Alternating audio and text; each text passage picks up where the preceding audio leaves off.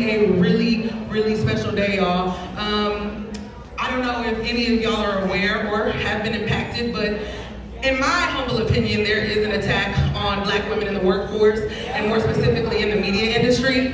I was laid off last year and still haven't found a full-time job. So this room is a safe space, first and foremost.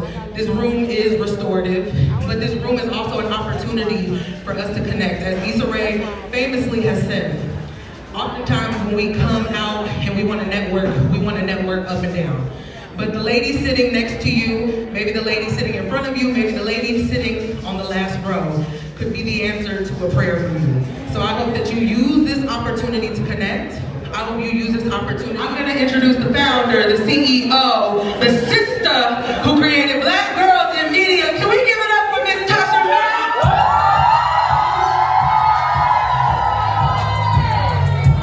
Oh, give it up for her. Here she goes.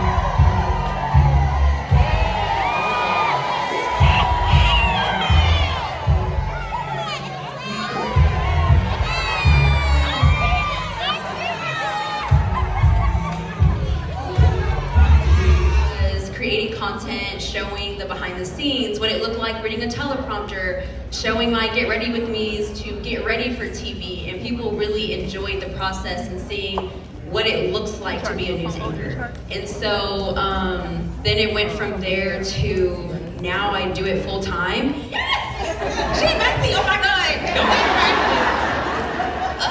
But yes, oh my gosh, and now that I look back on it, yes, get your foot in the door, get your leg in the door, get your whole body in the door. But some stuff is just effed up, like enough. But I was just, yes, taking advantage of somebody that really just does not know. I truly didn't know.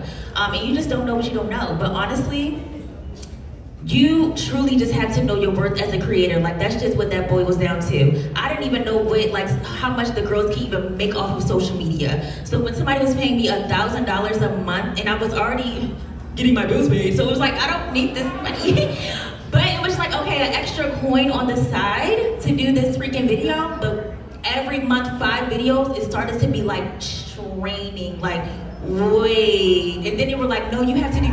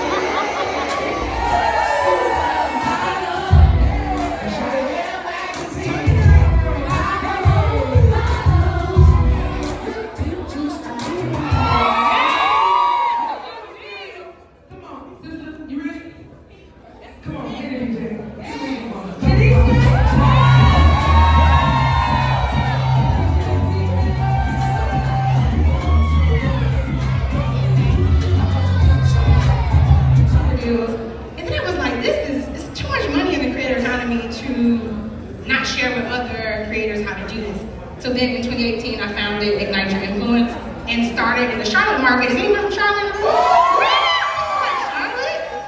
So I started doing workshops and conferences and training creators of color how to get brand deals. In 2023, I started managing talent. So now I'm on the panel today as a talent manager and an agency owner, and my agency's a 6-figure agency started as well. And then you can become like a YouTube partner.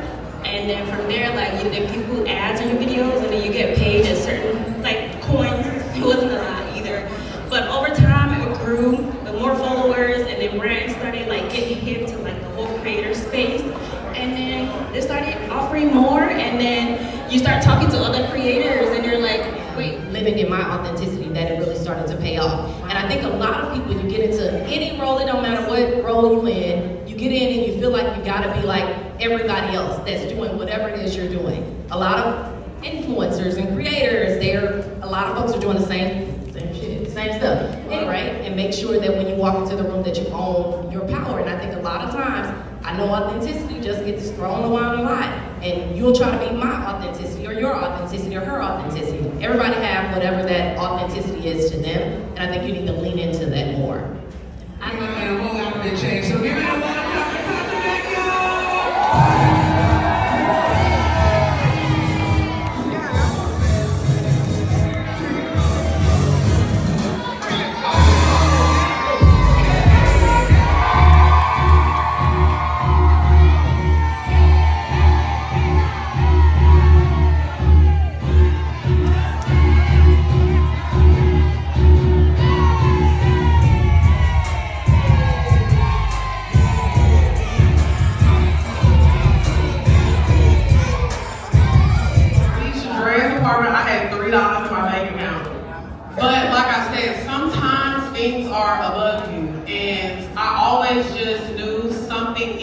Wanting more.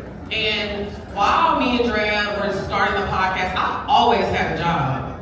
Always. I was working at a European Wax Center. I worked at Regis. I had a 9-to-5 job. And I didn't even want to quit my job. It was up until they were like, okay, you're either gonna work your 40 hours here or you're gonna go and do that. And I was like, you know what, I have to go and chase my dreams. So for me, it wasn't a hard decision to bet on myself because I just felt it in my bones. I'm like watching my friends who were content creators at the time. They had podcasts, they're traveling the world, they're doing these live shows. And you know, I had that hater in me. I used to be a hater because I was miserable. I was like, I know I'm funny enough. Now I am. So I had to let that energy go. So instead of me being like, why her and not me? I was like, you know what? Focus on yourself. And I woke up one morning, I was like, I don't want to live this life anymore. And I just went hard on my content. I'm shooting everything, I'm editing everything. And I was like, I'm gonna be in y'all's face whether y'all like it or not. So even if people, it's probably so many people, some of y'all in here probably got me blocked right now. You gonna see me though. I'm always in people's faces. And that's what you have to do. You have to be consistently showing up, and betting on yourself is easy when you know that you have a higher calling. I actually came recently because we're in Drea. Like, we're on the camera, so y'all see us just having fun, having a good time. But behind closed doors, we handling big business now. So we're putting our head down and we're constantly working. That's why we haven't toured for 3 years, because we were like, let's build up this platform so the next tour we have, it can be the biggest one that y'all have ever seen a podcast do, period. So I realized it was a moment when we were at the BET Awards last year, and Sierra was like, oh my God, we're going Crazy Girls. She was like, I'm like, you know me, that you want them goodies, girl. So I think it's moments where it's like people that I look up to or grew up listening to or I see on TV all the time are like, oh my God, I want to come on Pour Mine so bad. Like the guests that we have coming up for y'all, y'all gonna love it. So I think just the people actually knowing who we are, the guests we've had, and for the people who aren't familiar, like we've had T-Pain, Ari Lennox, Wiz Khalifa, Yachty, I'm sorry. Everybody always be like, take the mics away.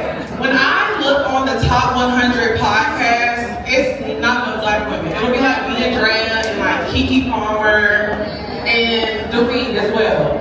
So I feel like it's not enough black women with podcasts because we have so many interesting stories and so much to say. So I feel like it's crazy, but in 2026, me and Drea are still knocking doors down because we did. But the journey is beautiful, isn't it? You know what I'm saying? So I think what separated us at the time too, because podcasting, I know people like to say it is an oversaturated business and things like that. I don't think anything is oversaturated, right? If there's a Chick-fil-A, they're gonna build that McDonald's across the street. And I'm doing the both. So Right, do not let people tell you anything is oversaturated because there's only one you. There can be a podcast started tomorrow called Drunk Thoughts, and it can be amazing, but it's not Lex P and Dre, you know? And I also have my platform, Love Lex P, that I was able to build off of that as well. So